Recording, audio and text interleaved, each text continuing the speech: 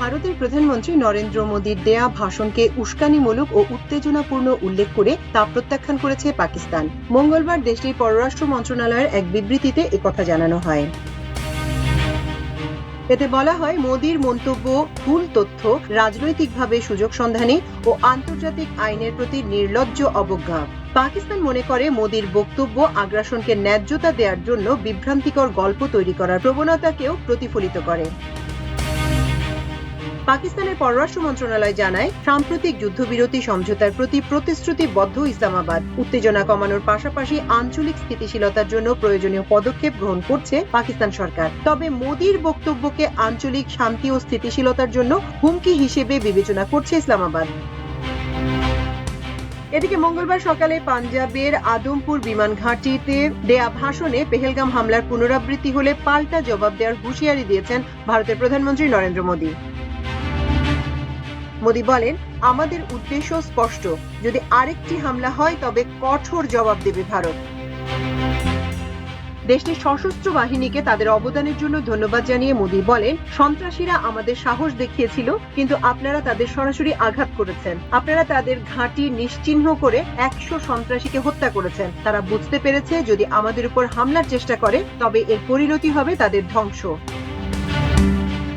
এর আগে সোমবার জাতির উদ্দেশ্যে দেয়া এক ভাষণে প্রধানমন্ত্রী নরেন্দ্র মোদী বলেন, পাকিস্তান অধিকৃত কাশ্মীর ফিরিয়ে দেওয়ার দাবি করা ছাড়া জম্মু ও কাশ্মীর ইস্যুতে পাকিস্তানের সঙ্গে কোনো আলোচনায় বসবে না ভারত।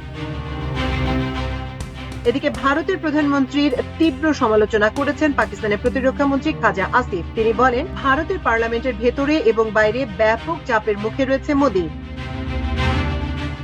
মঙ্গলবার সাংবাদিকদের সঙ্গে আলাপকালে পাকিস্তানের প্রতিরক্ষা মন্ত্রী বলেন, মোদীর দিন ফুরিয়ে আসছে। ভারতে মোদীর জনপ্রিয়তা কমছে। সাধারণ মানুষ এখন তার বিরুদ্ধে সরব হচ্ছে। কানাডা ও যুক্তরাষ্ট্রে ভারত বছরের পর বছর ধরে সন্ত্রাসবাদকে সমর্থন করছে বলে অভিযোগ করেন খাজা আসিফ। তিনি বলেন, ভারত কেবল দেশে নয়, বিদেশেও সন্ত্রাসবাদ ছড়িয়েছে। তারা কানাডায় গিয়েও শিখ সম্প্রদায়ের নেতাকে টার্গেট করেছে।